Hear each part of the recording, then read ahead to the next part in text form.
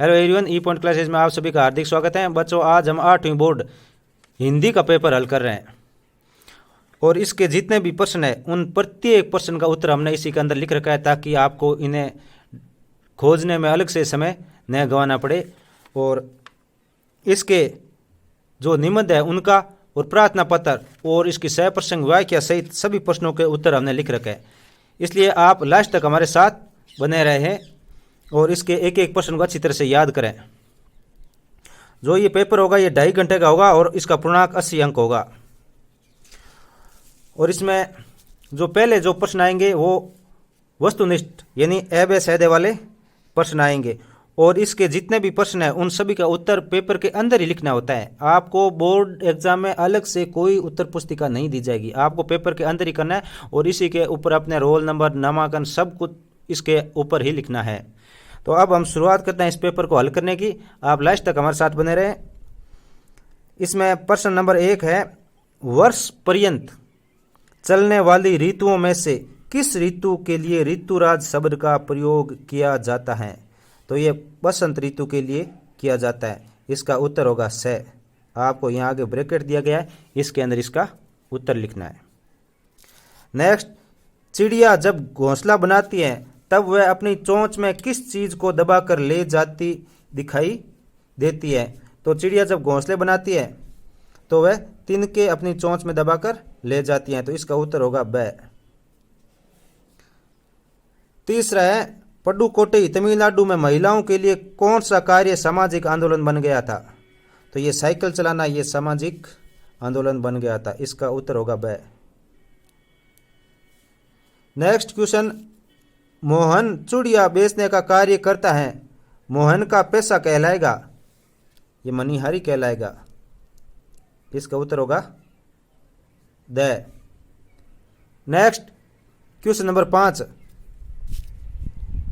Hindi cinema में Alam Ara film अपना एक महत्वपूर्ण स्थान रखती है क्योंकि ये पहली बोलती फिल्म थी। इसका उत्तर होगा ए। नेक्स्ट क्वेश्चन नंबर 6, कृष्ण की चोटी बढ़ाने हेतु मैया उन्हें क्या क्या खिलाती थी? तो उन्हें माखन खिलाती थी। इसका उत्तर होगा ए। नेक्स्ट, योगेश ने गाय की रक्षा हेतु अपने प्राणों की बाजी लगा दी। रेखांकित मुहावरे का अर्थ?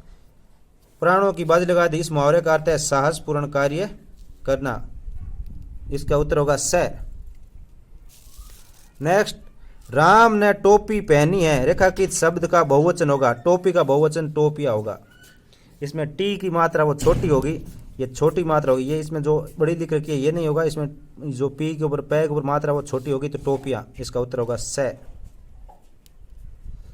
नेक्स्ट, अब अति लघुतरात्मक प्रश्न है और इनके प्रश्न के जो उत्तर है इसी के नीचे जगह दी गई उसमें लिखना है। प्रश्न नंबर 9 है, हरे हरे ये पात डालियां कलियां कोमल गात।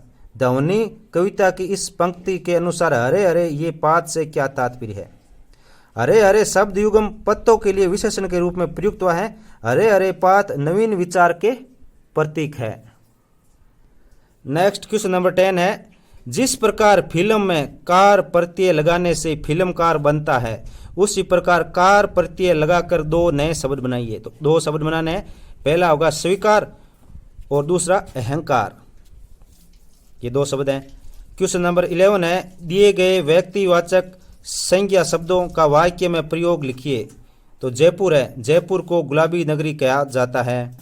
और सेकंड गोविंद है, गोविंद कक्षा 8वीं का होनहार छात्र है। तो ये इसके 2 वाक्य बन जाएंगे। नेक्स्ट क्वेश्चन नंबर 12, साइकिल चलाने के कोई 2 लाभ लिखिए। पहला है, उस साइकिल वाला जो पाठ है उससे संबंधित है, ये जो महिलाएं साइकिल चलाती हैं उससे संबंधित है। तो इस पाठ के अनुसार हमने इसका उत्तर दिया। अगल बगल के गांवों में जाकर कृषि संबंधी उत्पाद बेचने में साइकिल का उपयोग होता है। और दूसरा, कम खर्च में आवागमन की सुविधा मिलती है। क्वेश्चन नंबर 13 है, दिन प्रति हानि होती गोरस की। गोरस शब्द का क्या आशय है? तो इसमें गोर शब्द का आशय है दूध से बने पदार्थ, दही, मक्खन, घी आदि। नेक्स्ट क्वेश्चन है, गौरैया को टोपी बनवानी थी, इसके लिए वह किस किस के पास गई थी? गौरैया किस किस के पास गई थी? तो गौरव को टोपी उन्होंने थी, इसलिए वो सबसे पहले दुनिया के पास गई, फिर कोरी के पास, फिर बुनकर के पास और फिर दर्जी के पास। तो इस प्रकार से वो चारों के पास गई, लास्ट में कपड़ा बन गया तो वो दर्जी के पास जाके उसने टोपी बनवा ली थी। तो ये चार के पास गई थी, दुनिया, कोरी, बुनकर और दर्जी के पास गई थी। अब आते हैं लघुतरात्मक प्रश्न। पहला है, सड़क पर चलने हेतु यातायात संकेतों के चिन्ह बनाकर उनके अर्थ लिखिए। तो ये हमने यातायात के संकेत बनाए। यू टर्न निषेध है, यानी इस प्रकार से टर्न लेना निषेध है। दूसरा है ओवरटेक निषेध है, यानी एक गाड़ी चल रही है उसके यहाँ कोई स्थान होता है जहाँ ओवरटेक निषेध है वहाँ पे ऐसा बना होता है। और प्रवेश निषेध है, जिस एरिया में गाड़ियों को जाना मना है वहाँ पे ऐसा बना होता है। और ये ऐसा होता है पैदल पार पथ, जहाँ जेब्रा क्रॉसिंग होती है, काली और वाइट लाइनें होती है, तो वो लाइन है वो पैदल पार पथ यानी जेब्रा क्रॉसिंग है। अब क्वेश्चन नंबर 16 है, दीवानों की बस्ती, दीवानों की मस्ती पाठ के आधार पर बताइए कि हमें संसार को क्या देना और क्या लेना है। तो दीवानों की बस्ती पाठ के अनुसार हमारे मन में देश प्रेम की भावना होनी चाहिए, हमें केवल अपने लिए नहीं दूसरों के लिए भी जीना चाहिए, देश के लिए सर्वस्व समर्पण करने को तत्पर रहना चाहिए। अब क्वेश्चन नंबर 17 है, निम्नलिखित शब्दों के पर्यायवाची शब्द का प्रयोग करते हुए एक एक वाक्य लिखिए। तो ये पर्यायवाची शब्द हमने लिख दिए यहाँ पे। बादल का मेघ और जलद, कमल का जलज और नीरज, और आँख का चक्षु, नैन और नेत्र, और पेड़ का वृक्ष और तरु। आप इनका जो शब्द अच्छा लगे उसका वाक्य बना लेना। तो ये क्या है, पर्यायवाची शब्द लिख दिया और इनमें से किसी का उपयोग करके एक एक का, प्रत्येक में से एक एक का वाक्य बनाना है, वाक्य बना सकते हो आप यहाँ पे। क्वेश्चन नंबर 18 है, कबीर घास की निंदा करने से क्यों मना करते हैं? पठित दो के आधार पर स्पष्ट कीजिए।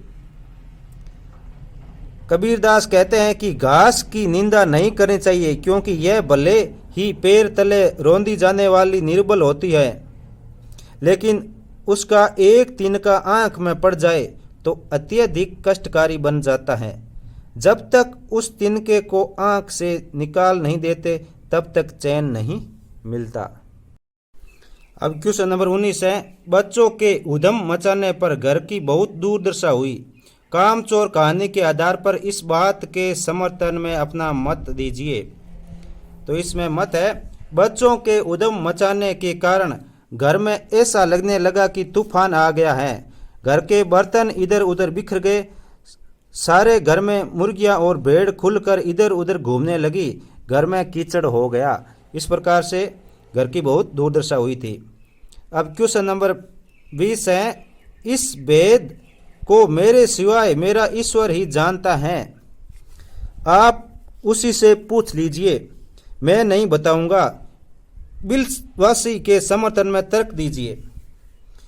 तो यह बात बिलवासी ने लाला जाऊलाल से कही। ऐसा उन्होंने इसलिए कहा क्योंकि वह अपनी पत्नी के संदूक से निकले गए रुपयों की बात उनसे नहीं करना चाहते थे। इसके बाद क्वेश्चन नंबर 21, स्वस्थ भारत पर 4 पंक्तियां लिखिए। इस पर 4 पंक्तियां लिखनी है। यह अभियान 2 अक्टूबर 2014 को गांधी जयंती के अवसर पर प्रधानमंत्री श्री नरेंद्र मोदी जी द्वारा किया गया था। भारत को स्वच्छ बनाने का सपना महात्मा गांधी जी का था। अब क्वेश्चन नंबर 22 है, यहाँ 2 छोटे छोटे पैराग्राफ दिए गए हैं, इसमें से किसी एक ही सह प्रसंग व्याख्या करनी है। तो हमने इनमें से आप जो अच्छा लगे उसकी कर सकते हो। हमने इसके दूसरे वाले इसकी व्याख्या की है। पक्षी और बादल ये भगवान के डाकिए हैं जो एक महादेश से दूसरे महादेश को जाते हैं। हम तो समझ नहीं पाते हैं मगर उनकी लाई चींटियां पेड़ पौधे पानी और पहाड़ बाँचते हैं। तो इसका हमने लिखा है कि प्रसंग इसमें यह पद्यांश भगवान के डाकिए कविता से लिया गया है। इसके रचयिता श्री रामधारी सिंह दिनकर हैं। इसमें कवि ने पक्षी और बादल को भगवान के डाकिए बताया है जो मुक्त भाव से विश्व बंधुत्व का संदेश एक देश से दूसरे देश को पहुंचाते हैं। इसमें आगे व्याख्या करके हमने यहाँ पे इसमें कवि के अनुसार पक्षी एक देश से दूसरे देश में घूम घूम कर और बादल इधर उधर घुमड़ घुमड़ कर आपसी भाईचारे का संदेश पूरी प्रकृति अर्थात पेड़ पौधों, तालाब, नदियों, सागर व पर्वतों तक पहुंचाते हैं। कवि का मानना है कि पक्षी और बादलों के संदेश को प्रकृति तो समझ लेती है, लेकिन उनके द्वारा दिए जाने वाले संदेशों को मनुष्य नहीं समझ पाते हैं। इस प्रकार से इसकी व्याख्या करनी है। यह 8 नंबर का क्वेश्चन है, तो इसकी अच्छी तरह से व्याख्या याद करें। अभी तक आपने अगर चैनल को सब्सक्राइब नहीं किया तो सब्सक्राइब कर दीजिए, क्योंकि हम जल्द ही जो नेक्स्ट पेपर हैं गणित, विज्ञान, इंग्लिश, संस्कृत, उनका अपलोड करेंगे, सामाजिक विज्ञान। तो आप चैनल को सब्सक्राइब करके और नोटिफिकेशन ऑन कर दें, ताकि जैसे ही नया वीडियो आएगा सबसे पहले आप तक पहुंचेगा। अब क्वेश्चन नंबर 23 है, जो ये पैराग्राफ दिया गया है इसको पढ़ना है, और इस पैराग्राफ के आधार पर हमें जो नीचे प्रश्न दिए गए उनका उत्तर लिखना है। तो इस पैराग्राफ में लिखा है कि यह पिंड तेजी से सूर्य की ओर बढ़ रहा था। ज्यों ज्यों पास आता जाता उसका आकार बढ़ता जाता था। यह सूर्य से लाखों गुना बड़ा है। उसकी महान आकर्षण शक्ति से हमारा सूर्य कांप उठा। ऐसा ज्ञात हुआ कि उस ग्रहराज से टकराकर हमारा सूर्य चूर्ण हो जाएगा। वैसा न हुआ। यह सूर्य से सहस्त्रों मील दूर से ही घूम चला, परंतु उसकी भीषण आकर्षण शक्ति के कारण सूर्य का एक भाग टूटकर उसके पीछे चला। सूर्य से टूटा हुआ भाग इतना भारी खिंचाव संभाल नहीं सका और कई टुकड़ों में टूट गया। उन्हीं में से एक टुकड़ा हमारी पृथ्वी है। यह प्रारंभ में एक बड़ा आग का गोला थी। नीचे प्रश्न दिए गए हैं, पिंड किसकी ओर तेजी से बढ़ रहा था? तो पिंड सूर्य की ओर तेजी से बढ़ रहा था। दूसरा, हमारी पृथ्वी आरंभ में कैसी थी? हमारी पृथ्वी आरंभ में आग का गोला थी। और उसके बाद में पिंड की आकर्षण शक्ति से किसका एक भाग टूट गया था? तो पिंड की आकर्षण शक्ति से सूर्य का एक भाग टूट गया था। उसके बाद में निम्नलिखित शब्दों के विपरीत अर्थ वाले शब्द गद्यांश से ढूंढकर बनाना है। इसमें जो गद्यांश दे रखा है इसमें से ढूंढना है। तो पहला हल्का, हल्का का विपरीत हो जाएगा भारी। और उसके बाद दूसरा है अंत, अंत का विपरीत क्या हो जाएगा? प्रारंभ। और उसके बाद में नेक्स्ट जो प्रश्न है वो है, 2 प्रश्न दिए गए हैं यहाँ। पहला है, आप राजकीय बालिका उच्च प्राथमिक विद्यालय सज्जनपुर की छात्रा सोनिया कुमारी हैं। आपके पिताजी का स्थानांतरण जोधपुर हुआ है। आप अपने आगे की पढ़ाई जोधपुर रहकर पूरी करना चाहते हैं। अपने प्रधानाध्यापक जी को स्थानांतरण पत्र प्रमाण पत्र हेतु पत्र लिखिए, यानी टीसी हेतु पत्र लिखना है। और दूसरा है, दुकानदार एवं ग्राहक के बीच संवाद को अपनी भाषा में 8 पंक्तियों में लिखिए। ग्राहक, गुड़ का भाव क्या है? दुकानदार 40 रुपये किलो, यानी इसका उपयोग करके संवाद लिखना है।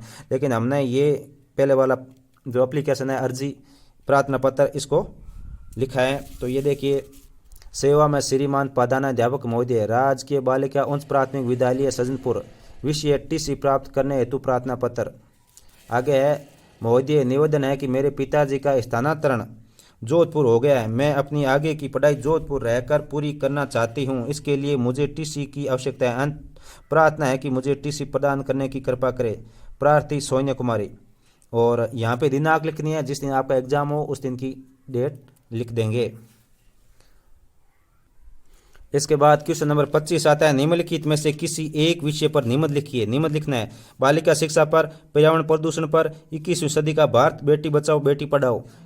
इनमें से किसी एक पर निबंध लिखना है। तो हमने बेटी बचाओ बेटी पढ़ाओ पर यह निबंध लिखा है। पहले प्रस्तावना, वर्तमान काल में अनेक कारणों से मानवता कलंकित हो रही है। कुछ निम्न सोच वाले लोग बेटा या पुत्र को कुल दीपक और बुढ़ापे की लाठी मानते हैं, तो बेटी को मुसीबत की जड़ समझते हैं। ऐसे ही लोग कन्या जन्म को अशुभ मानते हैं। न चाहने पर भी यदि बेटी हो गई तो उसे उपेक्षा से पालते हैं और घर के कार्यों में लगाकर अशिक्षित रखते हैं। उसके बाद में सामाजिक चेतना का प्रसार। इसी निम्न सोच के कारण लोग घर में कन्या को जन्म नहीं देना चाहते या लिंग परीक्षण करवाकर कन्या भ्रूण नष्ट करा देते हैं। इससे लड़के लड़कियों की संख्या में अंतर आ गया। समाज का सही विकास हो, लोगों में नई चेतना का प्रसार हो, इस दृष्टि से सरकार ने बेटी बचाओ बेटी पढ़ाओ का नारा दिया है।